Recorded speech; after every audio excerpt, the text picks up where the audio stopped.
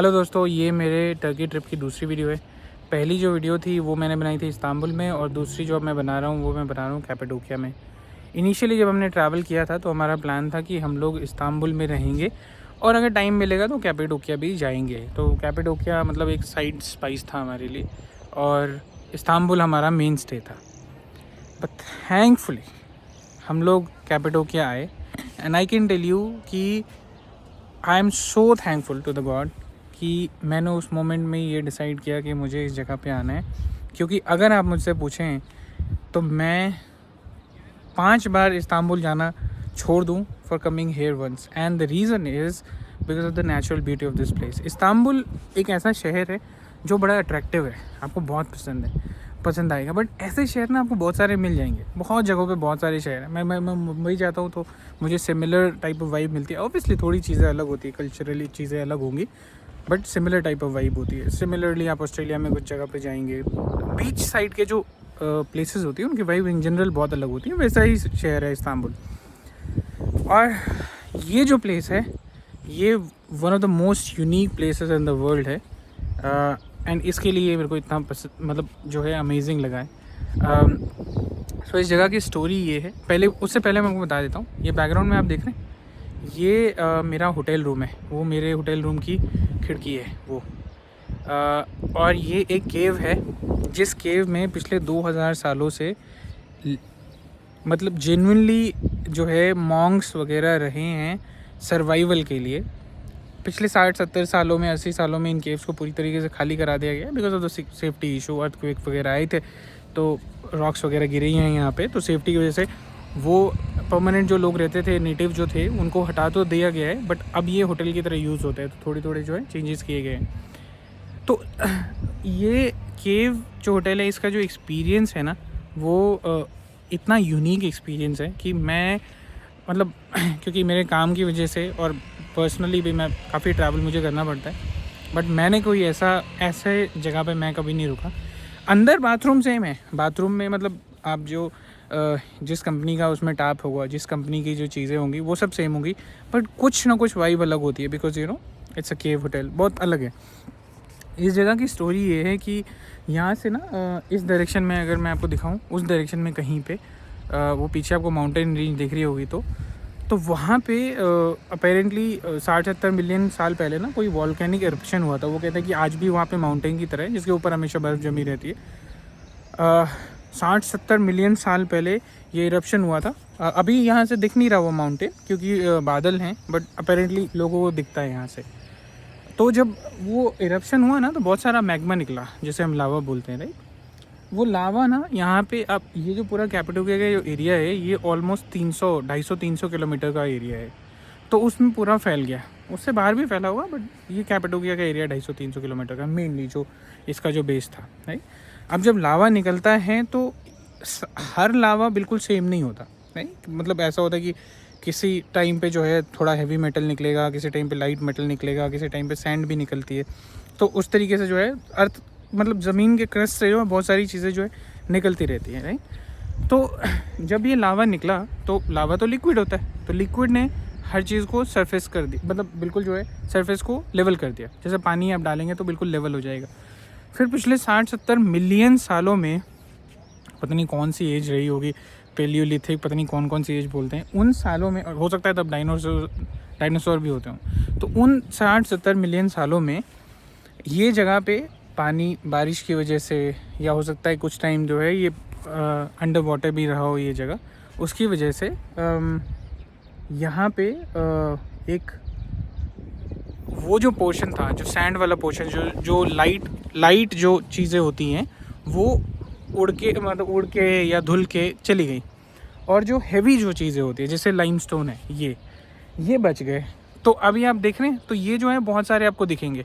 अभी शायद इसमें नहीं दिख रहा हो, ये फ्रंट कैमरा है तो ज़्यादा पता नहीं चलेगा, बट ऐसे ऐसे बहुत सारे जो हैं बच गए। फिर अपेरेंटली द स्टोरी इज़ कि पिछले 1.5-2 हज़ार सालों में ना इस्तांबुल में जो रिलीजन वगैरह जो थे उसमें कुछ क्रिश्चियनिटी जो है वो मतलब 400-500 AD के आसपास वो एक्सेप्टेड नहीं थी, पर कुछ मॉन्क्स थे जो क्रिश्चियनिटी को में बहुत ज़्यादा बिलीव करते थे, तो उनको इस्तांबुल से भगा दिया, उनको मतलब मारने के लिए पीछे बढ़े। तो ये जो जगह थी बिल्कुल बंजर थी, कोई रहता नहीं था यहाँ पे।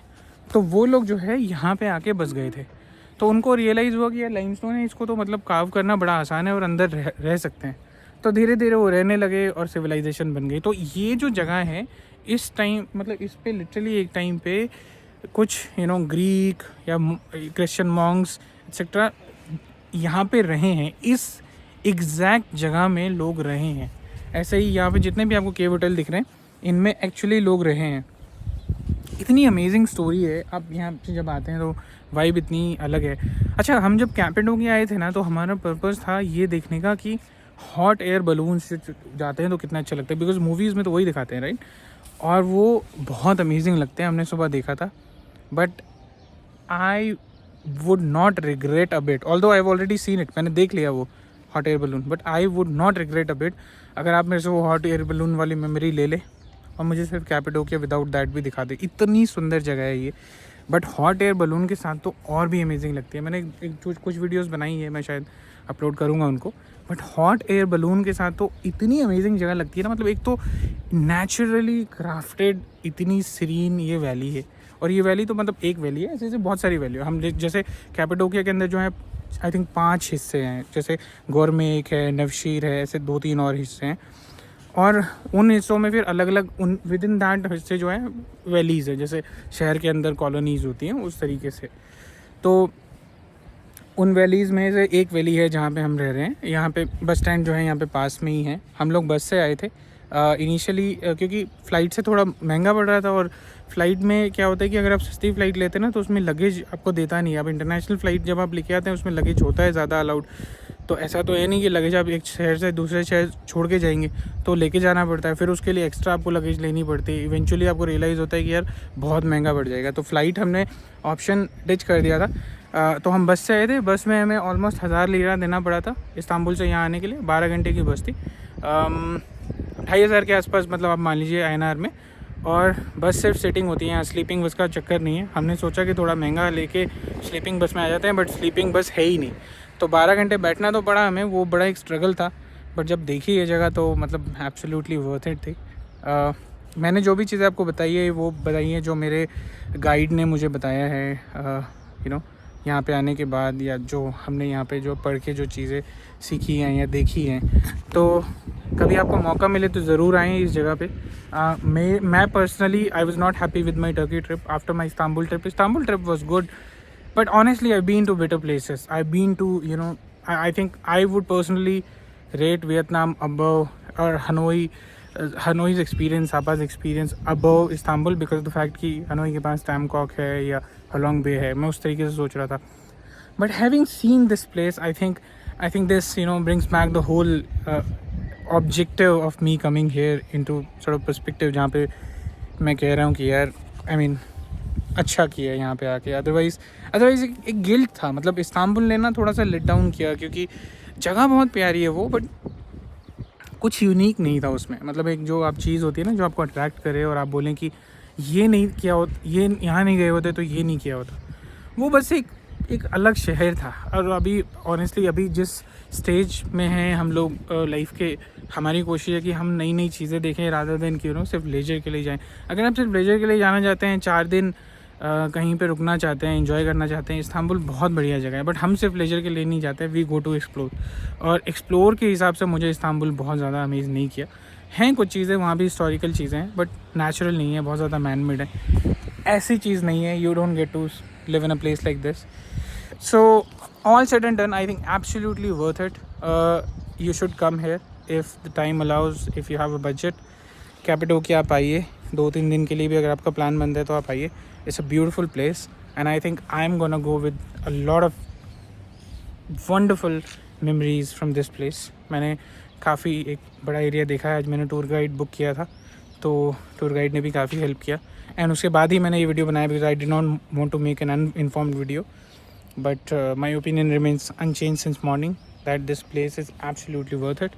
And now it's the time of sunset, so I'll just go now and have my food. By the way, see this is the area where we'll have food, and ये पूरा शहर है इस तरीके से दिखता है आपको। यहाँ पे थोड़ा सा मैं रूफटॉप पे हूँ तो रूफटॉप पे इशू है।